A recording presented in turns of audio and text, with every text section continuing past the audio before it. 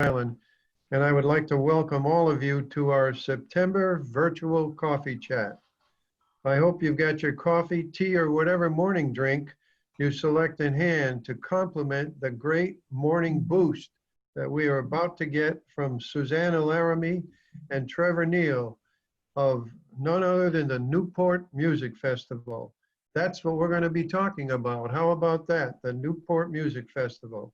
They're going to be talking to us about how they are bringing back, now get this, in-person concerts for all of us to enjoy. And we are going to experience what to expect with a special performance by them.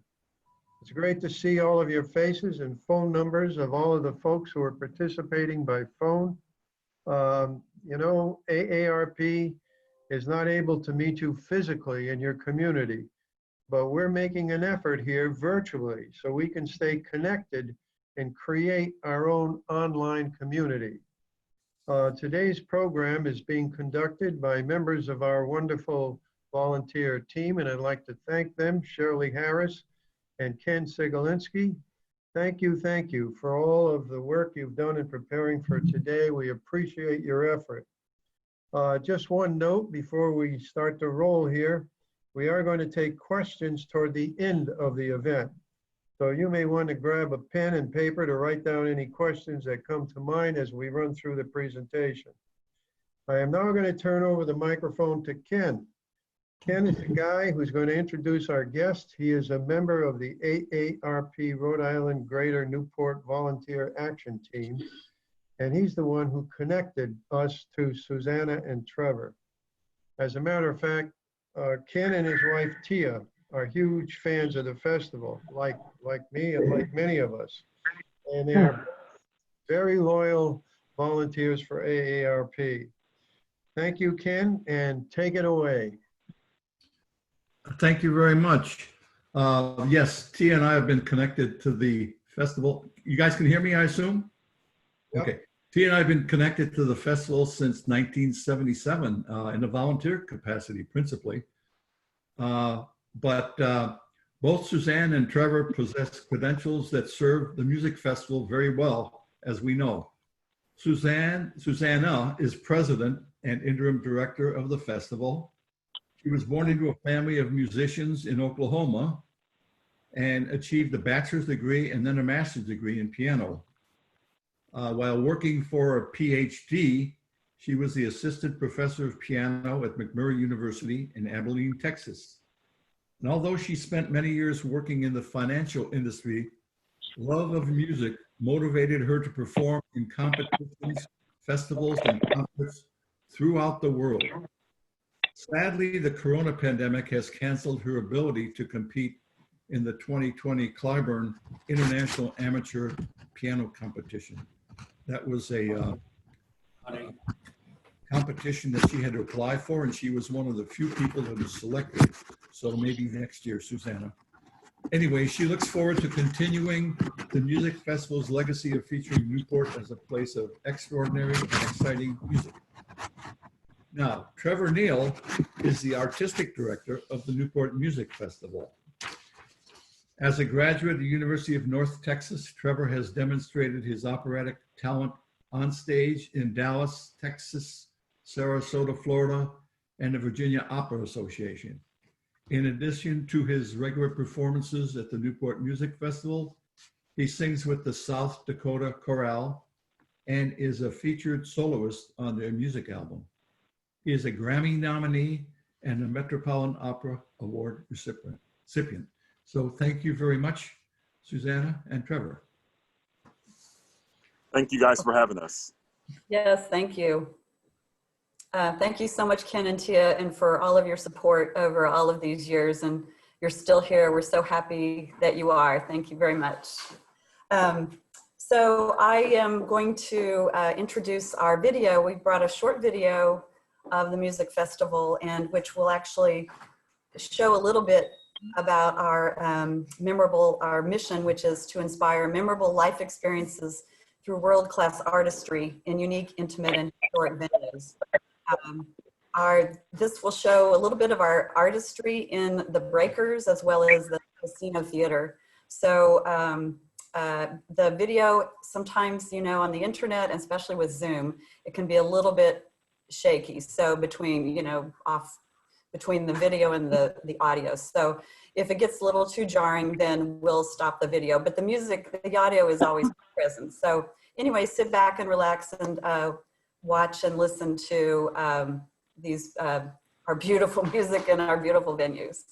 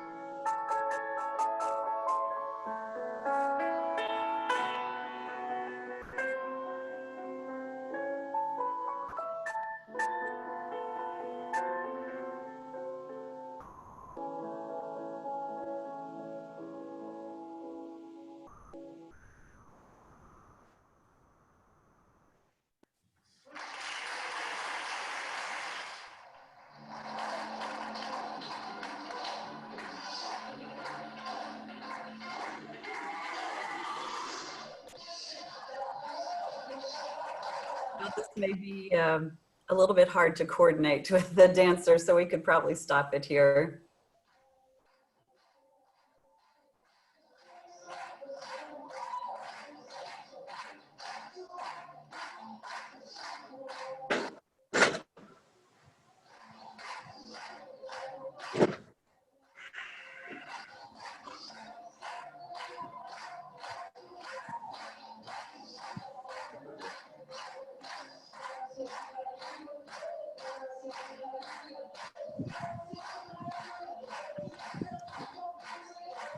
Now, Darlene, I think we can go ahead and stop the video because it's kind of strange with the dancers. Sorry, I didn't hear you. I was enjoying it too much. No, it's okay. That was fabulous. Thank you. Oh, thank you. Hold on one second, please.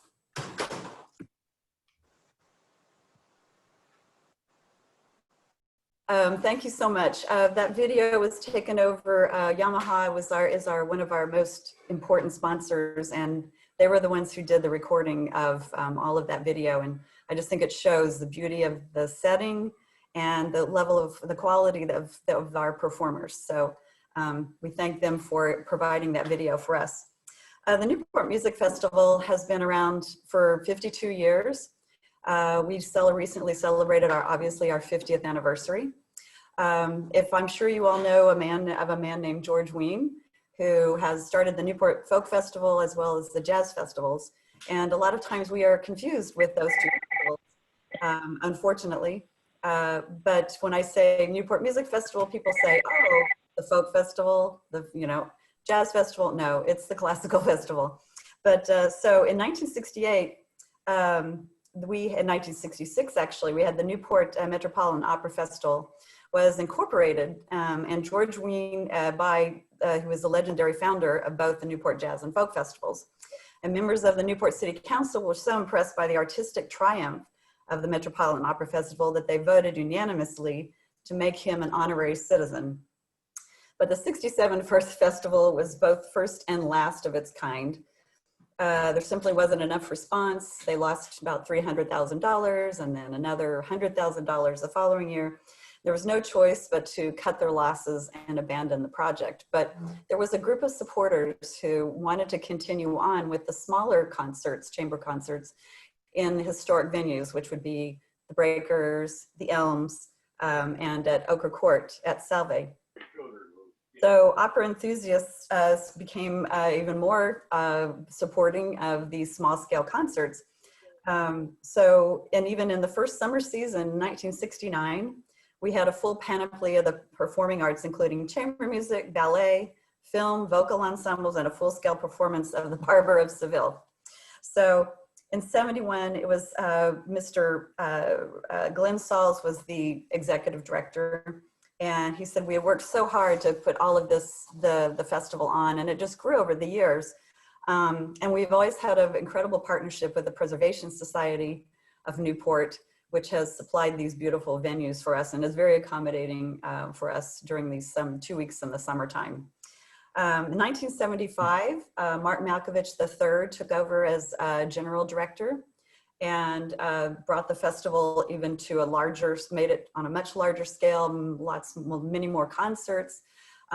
He passed away, unfortunately, in 2010. His son, Mark IV, took over and again sort of continued his tradition, but also sort of expanded the repertoire to include some jazz and folk even, and actually there was I think there was a rock band in there somewhere. But so then in 2017, the Newport Music Festival hired its first executive director, Pamela Pantos, and she came on and elevated the festival even higher and brought us into the 50th and into our 51st and 52nd year. So I then stepped in as interim executive director in May of this year, and Trevor Neal became Newport Music Festival's first artistic director. So right now I will turn it over to Trevor, and he can kind of bring you up to speed on what's going on with the festival nowadays and how we're coping with all that the world has thrown at us. Trevor, you're on mute. He's on mute. You're on mute. Thank you, Susanna, and thank you all for allowing us to come and share a little history and what we do exactly at the Newport Music Festival. This has been, of course, as everyone knows, a crazy time in our country as we deal with a number of larger issues that we're facing. And the same was the same for us at the Newport Music Festival. We had to sit down and look at a plan going forward and decide what was the best way for us to share this power and this gift of music to our community that really needed it the most right now. So we started off our musical presentations after our rescheduled summer festival with a virtual presentation with a phenomenal pianist named Richard Glazier. It was a fantastic evening. We titled it a bi-coastal celebration. We had a number of new attendees that had never come to a Newport Music Festival concert before. So that was very positive for us. Before that, we were able to establish an artist fund. So even though we did have to cancel our summer season, we were able to translate some of those funds and ticket sales to dollars to our artists who were struggling during this time. After that successful virtual presentation, we did want to see if we can kind of fiddle around with the idea of presenting a live in-person performance and decided to see what the feeling was around town with that. And we found a fantastic partner in the Chandler Hotel at the Cliff Walk, who will serve as our venue for the October 12th, 13th, and 14th concerts. I know a lot of people probably listening or watching are probably wondering, whoa, that is not too safe to go into live in-person concerts so immediately. I can assure you that we are listening very carefully and every day, constantly being updated by state and local health officials. And we are also using those protocols in place to make sure that it is a safe, enjoyable experience for everyone. We have a great slate of internationally recognized artists, starting with Charlie Albright on the first night. Charlie joins us as he plays his improvisational interpretations of classical composers. The second night, we bring in Neve Trio, who some of our audiences have seen here before last October. They will offer a concert mostly of female composers, which should be very exciting and something that the Newport Music Festival hasn't really seen in quite a while, a concert just full of female composers. And closing out the concert series will be Boyd Meets Girl. This is a very charming duo of cello and violin that, as they describe it, they play everything from Bach to Beethoven to Beyonce. So it should be a very interesting evening on that closing night at the Chandler. And we hope that you all will join us. Great. Well, I guess now is the time has come, Trevor says. We are, so Trevor and I we are in the live venue of my living room here I'm a new owner of a 1995 Steinway B piano, and which I'm thrilled to share with you today. You are the first audience that I have actually played for.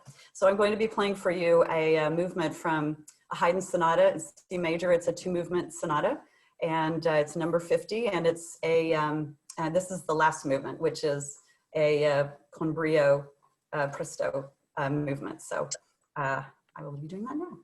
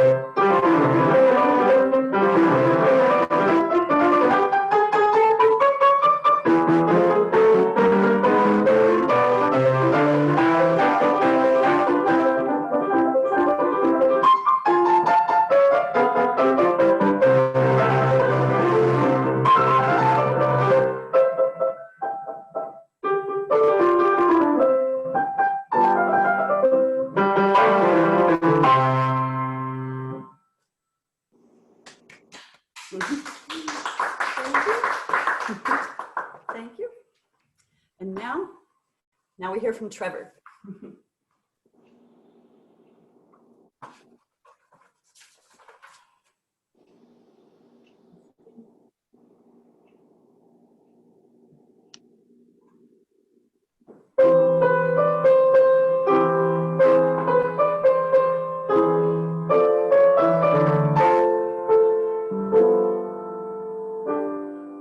Some enchanted evening, when you see a stranger, when you see a stranger across the crowded room, and somehow you know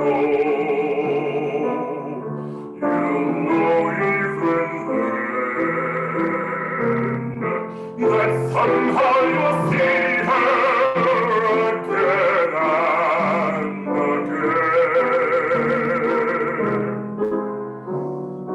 Some enchanted evening, you may see her laughing, you may hear her laughing across the crowded room, and somehow you'll know, as hard as it seems, the sound of her laughter will sink in your dream. Who can explain it? Who can tell you why? Fools give you reasons, wise men never try.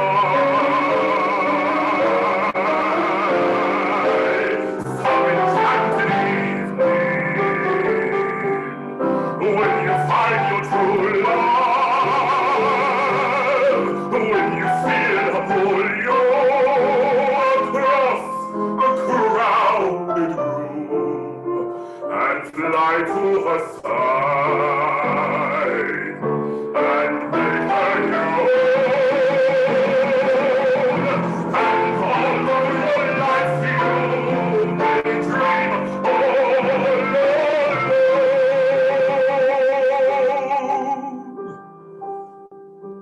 Once you have found her, never let her go. Once you have found her, never let her go.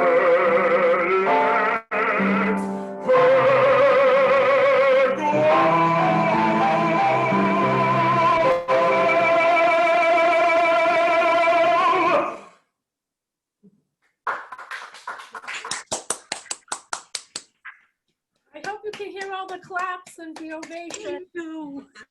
A lot of folks around you, so you can see that they're all clapping for you. That was wonderful, wonderful. Oh, thank you. Trevor's going back to his computer, so he came in, now he went back outside. Okay, great. Okay, so Shirley, through the Q&A, please. I just want to say that I was sitting in that crowded room. That was wonderful, both of you. So now we can open it up for questions, and the chat feature is available if you would like to put a question in chat, or you can raise your hand by clicking on the hand in the participant icon, and that's at the bottom of your screen, and you can hit raise your hand, or you can just wave if you need to. And those on your phone, you can press *6 to unmute yourself. And Susanna, perhaps you'd like to kick us off with a question to Trevor. So Trevor, one thing a lot of people don't know about is about being an international opera singer. Can you give us a little background on what it's like, your rehearsal schedules, being in performances, maybe any kind of a funny anecdote that perhaps happened to you that that you'd like to share, to give people a little more color on what actually happens with in an opera, which is a lot of moving parts, obviously. Absolutely. I first want to start with how I got started in opera, which compared to my colleagues was relatively late. I got started in opera in college. I started college as a jazz trombone major, so the complete opposite end of the spectrum. My trombone teacher believed in a technique that required us to enroll in secondary voice lessons. And it was kind of through that moment that, and through those teachers telling me I had a gift over and over and over again, I wasn't originally buying it, and I was so focused on my jazz career, of which I was very good at. And one day I called my mom and she said, you know, it doesn't hurt to try. So I switched my major to opera, and I auditioned for the school opera and got 2 roles that year, over graduate students and everything. And I knew at that moment, this is something that I probably should spend the rest of my life doing, because I found a true love for it. And many people ask me, what is it do you love about your experience in opera or being an opera singer? And for me, it's the process. It's the process of delving into a character and learning the small things that make them tick, or the things that make their heart melt. I find that it's only through this work that not only do I get self-gratification, but that I see that we're actually doing our job in sharing that power of the music to the people we perform for. Okay, I don't see any hands. I do have a question for Trevor, and you're a baritone. I've Yes. heard the term clarion baritone, which I had never heard. That's something recent that I had heard. Does that mean they can reach a higher note, or they have a wider range? So in what we call the Fach system, F-A-C-H, the Fach system, which is based on the German model, the clarion baritone does not exist within that model. It does exist within the French repertoire. So it all depends on the music you're singing, what the composer's intention was for the voice at that moment, and do you have someone available who sings that repertoire? Some people like to specialize and call themselves a clarion baritone or a Helden tenor. I prefer just to call myself a baritone because you get more work. Okay. I did see one question. I think it was from Kit Williams, and it was about our Christmas concert plans. And Trevor, you want to kind of expand upon that, which we are still obviously in the planning stages of something like that. Yes, as Susanna just said, this is something that we're planning to do. We're hoping to be able to pull something off for this December that is, like I said earlier, with the concerts coming up in October, that's safe for everyone to gather and make this a festive Christmas. But of course, it's all about finding the right community partner. We are in preliminary talks currently with a community partner, and we're hoping that comes together where we're able to present some fun and festive music to our patrons here in Newport during the holiday season. Yeah. There's also another question in the chat, and I see Phil has his hand raised, but it's referring to you, Trevor. How do you prepare to sing in a foreign language? So a part of the degree curriculum when you're starting a degree in opera is that you do have to go through what they call diction courses. It's not necessarily conversational, but it is. They are courses that prepare you to not only correctly pronounce the words, but begin that process of conversational language in those foreign languages. So there are courses on it. You can also pair those with conversational courses when you're in college. And of course, it's one continuous learning process, even once you leave academia, because you, of course, want to keep those skills up. Great. And do you speak in those languages? I mean, are you conversant? I can speak English, Spanish, on Italian. That's awesome. Phil, I think you had a question? Yeah, I had a question for Susanna. Susanna, your very impressive bio said that you also spent many years in the financial industry. I just wondered, why did you go into the financial industry after training as a classical musician? And the other question is there any overlap in the skill sets there? Well, it's very interesting. When I moved to San Francisco, I was on teaching sabbatical and decided to stay, and I couldn't find a teaching position. And I did a kind of a mismatch of musicals. I taught at a high school. And so finally I just said, I can't do this anymore. And Merrill Lynch at the time in San Francisco was hiring unusual or non-traditional candidates. So I decided, well, it'll be a steady paycheck. And even though I know it's incredibly difficult, I decided to do it. And I went into the PDP program and I passed, got all of my licenses. So I became a financial advisor. And then a little bit later on, I ended up working with some large teams that they brought over from various other firms like Goldman. And so I became more on the service side. But all that time I kept playing. The Van Cliburn in 1999 created an international piano competition, which was kind of based on there was a similar Paris competition. I entered that and I got into the semifinals, and I was just hooked. It was the first time I'd been on stage in 6 years. So I started playing again and then continued my career. Moved here to New England and went to work at Morgan Stanley in 2008. Still continued to play. I moved to New York. That year, I didn't play very much. It was a lot of work. And then I finally retired, moved back to Newport with my husband, John, and in 2013.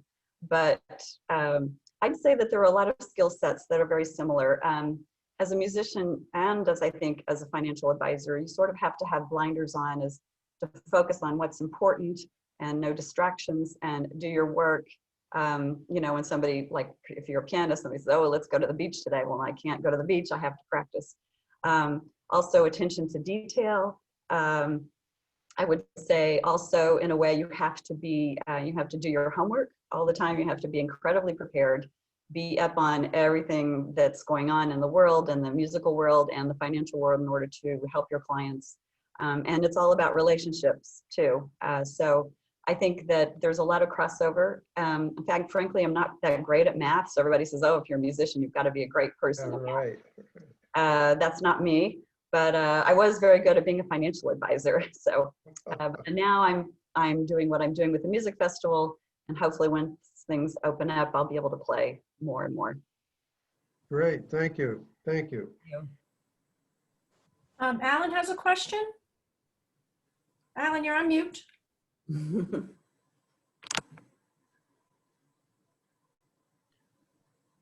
Okay, now I'm not. Hi, Susanna, how are you? I want to say this has been a great pleasure this morning to hear Trevor and to hear you perform and to learn more about the music festival. So we certainly appreciate the music that you bring to Newport each summer. When do you anticipate you will have your program kind of set for the summer of 2021? Well, that's a very good question. I will have Trevor speak to that specifically, but generally, I would say outdoors, fewer people, unusual and creative venues. So, but I'll have Trevor elaborate on that. That is absolutely right, Susanna. Because of what looms of COVID-19, we had a conversation about this, and even if there is a vaccine, we feel that many patrons would still feel uncomfortable with the mass gathering that we have been accustomed to in the past. So we are looking for those non-traditional venues here in Newport and closer surrounding areas that will be able to accommodate us in the summer months. Mm-hmm. Of course, still keeping in mind those health protocols, which will be in place by that point. And the dates for those will be July 5th through the 25th. I can give you that for sure. and Trevor, in addition to the work that you do with the music festival, you know, obviously you have other connections in the music business as well. And this pandemic has really been a very challenging time for people in the performing arts who depend upon that contact with audience and large venues and that type of thing.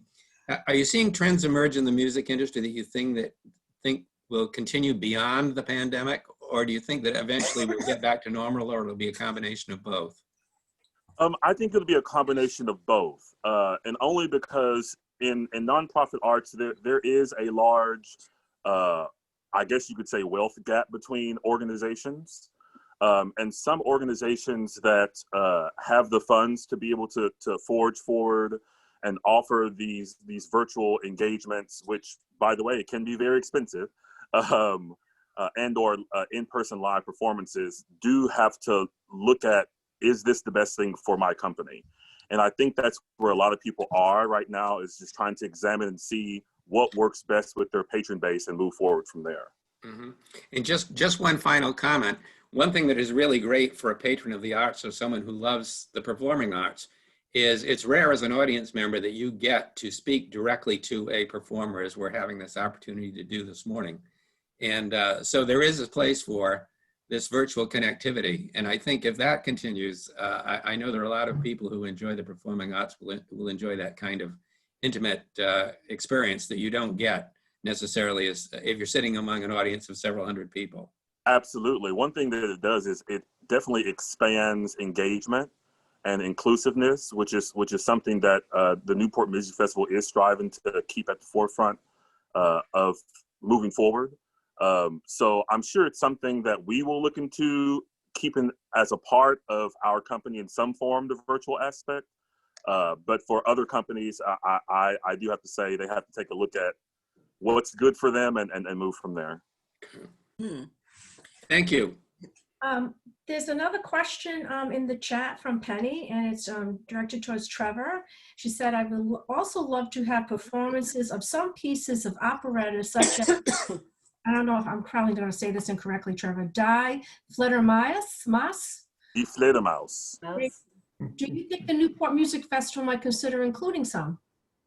Absolutely. I'm in the process of planning a very exciting opera evening next summer that will include some operetta. So I'm hoping that the person who asked this question will join us next summer once we have advertised and posted those dates. My dream with the Fledermaus would be to the scene where with the party, and when a traditional the Met and unexpected people walk out on stage and perform. And I would love to be able to do that, invite maybe a couple of famous people, and we have the party scene going on and they walk out on stage, everyone goes crazy. I mean, that would be a lot of fun. Yes, may I ask a question? Yes, sure. Okay, yes, this is Ruth. Would you give us a little more information about the October concerts in reference to, how do you get a ticket, and is it going to be a large outside concert and the capacity to accommodate how many in the audience? Trevor, I'll let you answer that. Yes, so it is a large outdoor space. We are capping our capacity at 75 to allow for ample and even more than is required by state social distancing. All of our musicians will be masked. This will be an open air event. Once tickets are ready and available, you can access those on our website, newportmusic.org. Those tickets, I believe, should go on sale within the next week and a half or so. Okay. Does that answer your question? Yes, it does. This has been fabulous. Both they were extremely talented. Thank you for your expertise and talent.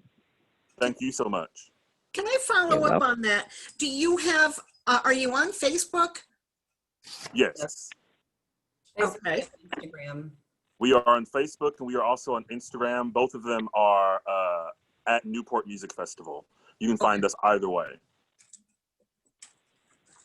Super. Are there any other questions? Because I have one. Let's see if any other folks have one. Bob? Hi, good morning, everyone. Can you hear me? Yes, we can. Hi, Oh, Bob. Hi, Suzanne. My question is directed to you. Of course, the sound that's coming through from your beautiful piano is somewhat, a little bit distorted, but nonetheless, I see Larry Brown is on. Hi, Larry. I didn't know he had the same franchise as the name of your new piano, but can you quickly describe the major differences you find between the piano you have and your current beautiful instrument? Well, I've been a Yamaha pianist for 40 years, and but I've always wanted a Steinway, and but I was looking for the right one. I didn't want one that was too old. I had kind of a span of 80 to 95. The reason was because for me, particularly the Steinway B, which is a 7-foot piano, my Yamaha is 6'3". The sound quality is amazingly different.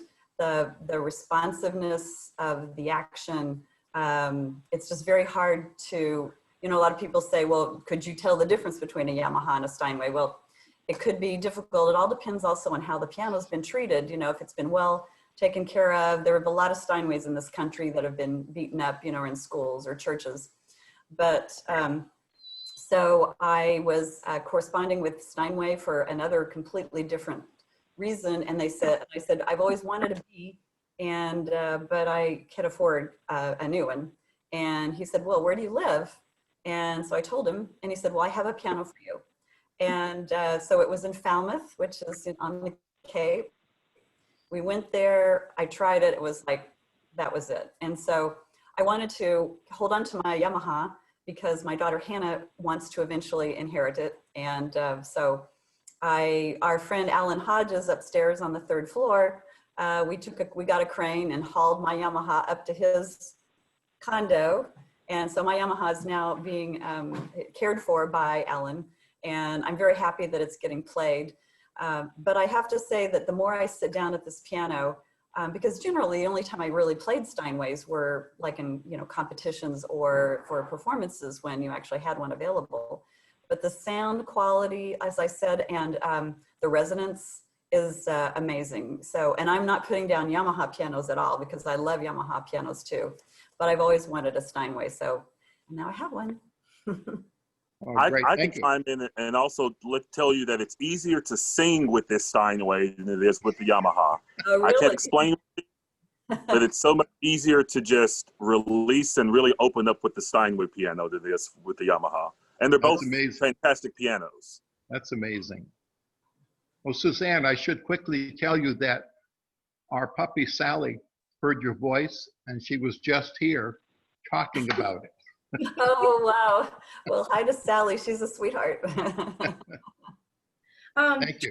I have a quick question for you. Speaking of you just talking about, singing along with the Steinways, but a question about like different climates and regions and time zones. How do you have to adjust your voice, I guess, both for outdoor and for the seasonal changes as well as indoor? Because I would think indoor would be a lot easier, obviously, because you have temperature control and all of that. But how do you have to adjust, and what do you do to adjust? So I'm going to have to speak from the point of view of singers in general rather than my point of view, only because I don't take as much time to warm up or anything as most singers do. But usually there's a warm up regimen. Depending on where you are, it depends on what warm up you need to do to get the voice at least in semi-working shape. Fortunately, here at Newport, the humidity level, I don't have to do anything. I can kind of just roll out of bed and start singing. It's pretty great, actually. But it's just important to stay active, eat well, drink a ton of water. I mean, the same thing they tell you at the doctor's office, I guess. But it's just, we really have to keep those things in practice because we're dealing with a very delicate instrument that can't be replaced by going spend, $20,000. It just doesn't happen. Once it's gone, it's gone. So we have to be very careful with what we do with it. Great, thank you. We have time for one more question, and there's one in the chat. Again, from Penny, and she says, Susanna, my grandmother was a then world-renowned Chopin pianist, and her principal instructor was Emile Sawyer, who in turn was a pupil of Franz Liszt. Do you think you might include more Chopin in the summer concerts? Chopin has traditionally been a huge part of our summer concerts, and I have to tell you the story. Emile von Sauer is his wife was Angelica was, I think she was 16. I think he might have been like 50 or something. Anyway, I actually heard her play on a Liszt piano at the University of Kansas. And she was amazing. It was like sitting down and listening to a museum work of art because she was so schooled in the old school of pianism.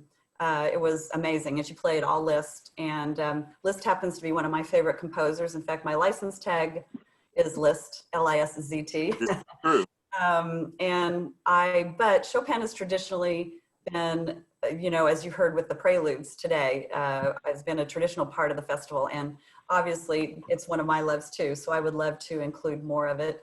Of course, you know, it's strictly pretty much a pianist realm. So, you know, we have to get a little bit of variety there, but I really would like to even hear more lists too. So, but thank you for your question. Great. Well, with that, I just wanted to close with a couple of remarks. First of all, I wanted to introduce myself. I'm Darlene Reza Rossi. I'm the Associate State Director for Community Outreach for AARP Rhode Island. And I would again love to thank Susanna and Trevor again for uplifting hour with us. It was just absolutely wonderful. I was just memorized when I was watching the video and then listening to both of you. I just could have gone on and on and on. So thank you once again for joining us. So great to hear that there will be in-person concerts starting up again.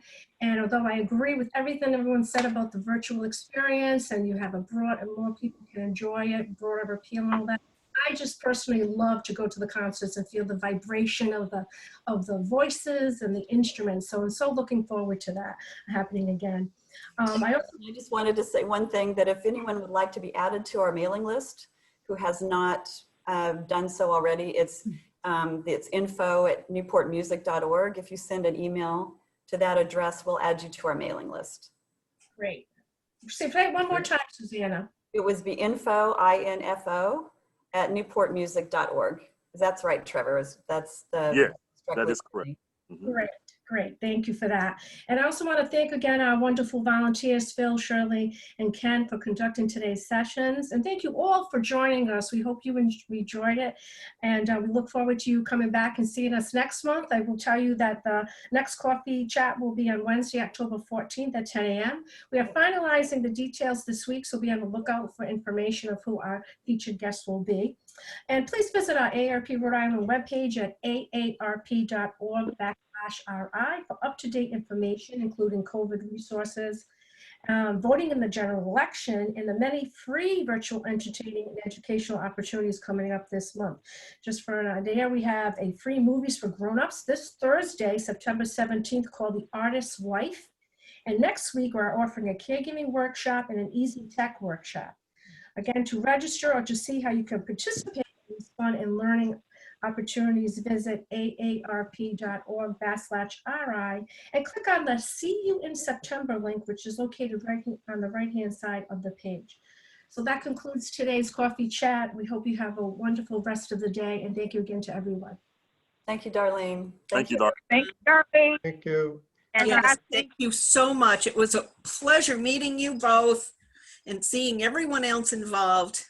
You have a new fan. Thank you. I hope thank you all for being here. Yeah, that was fantastic. Thank you. Thank you. Have a wonderful day. You too. Bye-bye. Bye. Bye. Bye-bye.